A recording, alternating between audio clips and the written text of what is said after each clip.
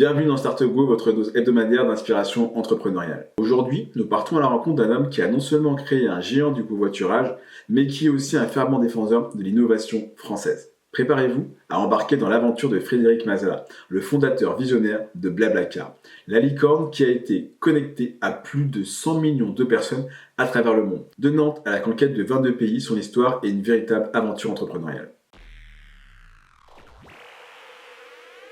Frédéric Mazala, c'est un Nantais passionné qui a fondé Blablacar en 2006. Alors, son idée de génie, ça a été d'offrir une solution qui soit à la fois économique et conviviale pour les voyageurs qui souhaitaient parcourir de longues distances, tout en leur permettant aux conducteurs de rentabiliser leur trajet. Alors aujourd'hui, Blablacar, c'est bien plus qu'une simple plateforme de mise en relation. C'est une communauté qui est immense et qui a vraiment révolutionné la manière de voyager, avec plus de flexibilité, des prix attractifs et même des revenus pour les automobilistes. Donc forcément que tout le monde est content, c'est gagnant, gagnant, gagnant. La proposition de valeur, elle est assez claire aujourd'hui, c'est rendre le voyage longue distance plus accessible et plus économique à tous, avec un côté humain qui est super, super important.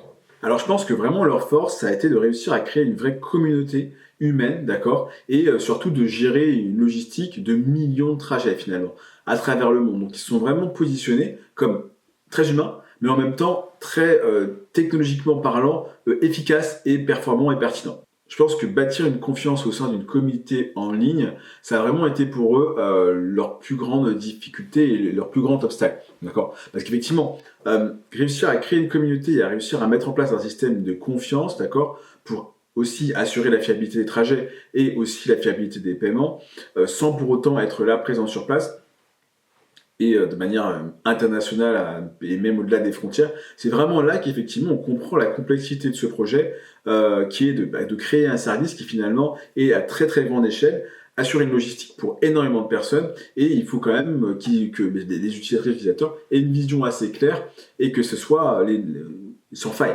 d'accord ? Alors la question qu'on peut se poser, c'est comment Blablacar a réussi à vraiment devenir un leader mondial ?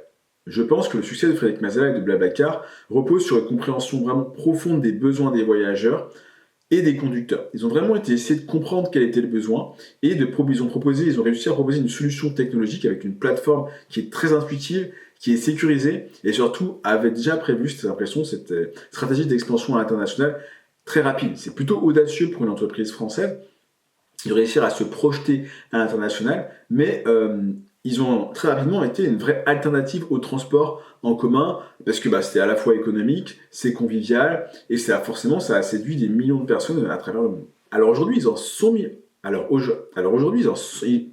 Aujourd'hui, ils ont 100 millions de membres dans 22 pays avec une valorisation de 1,5 milliard de dollars. Je ne sais pas si vous imaginez. Aujourd'hui, c'est vraiment un véritable fleuron de la French Tech française et une preuve que l'audace et la vision, effectivement, peut nous mener au-delà des frontières.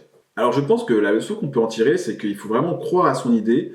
Il faut toujours s'adapter, d'accord, s'intéresser aux besoins des clients, des utilisateurs et tenir compte forcément des spécificités de chaque marché si on vise l'international, mais toujours rester fidèle à la valeur profonde de son entreprise et apporter surtout un intérêt commun. Il faut essayer de viser l'intérêt commun, parce que c'est là qu'effectivement on crée de la valeur pertinente. Ici, l'aventure de Frédéric Mazala et de Blablacar nous montre que d'une idée simple, portée par une vision claire et une exécution solide, effectivement ça peut transformer les habitudes de transport de centaines de pays. Si cette histoire vous inspire, n'hésitez pas à liker, commenter et partager, et surtout à suivre Startup France. À bientôt!